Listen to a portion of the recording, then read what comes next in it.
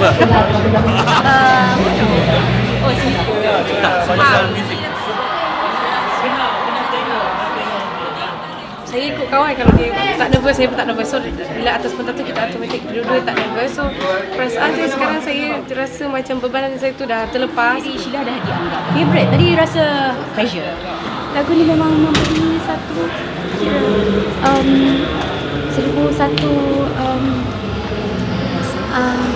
kenangan sebenarnya, sebab ketika saya menuliskan lagu ni memang saya fikir lagu ni cuma untuk diri saya sendiri, tapi pada malam ni saya dapat menyanyikan lagu ni dengan sepenuh hati saya dan berkongsi lagu ni kepada semua peminat-peminat saya. Saya rasa cukup bersyukur.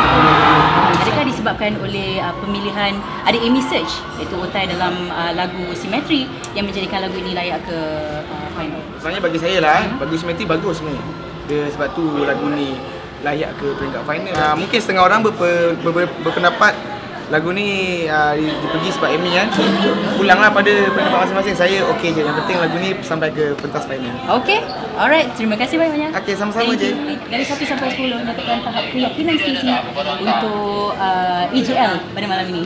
Kalau berdasarkan pada lagu, Stacey memang yakin lagu ni kuat dan Stacey bagi 10. 10. Ya. Hebat. Tapi kalau dari segi persembahan Stacey tadi, Stacey tak tahulah, mungkin 8, 7. Ya.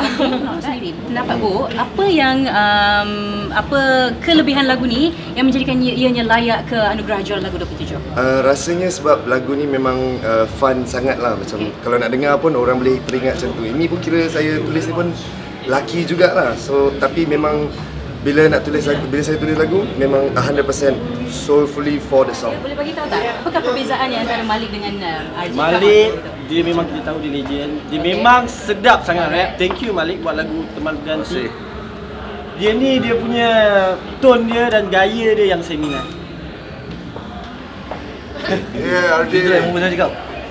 Taru. Alright. Tapi terima kasih juga dekat BV kita hari ni. Okay.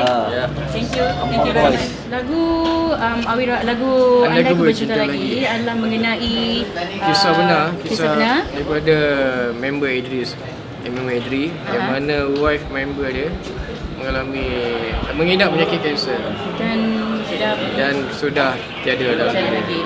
Okay, apakah perasaan Awira menyanyikan lagu ni yang kena mengenai dengan Awira?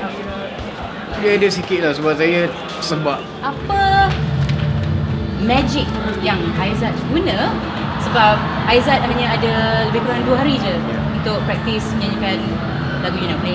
Explain sikit. Okay, sebenarnya masa dapat lagu ni time kalau ni dah 52 hours lah. Yes. 52 hours ago. So saya pun nak tidur.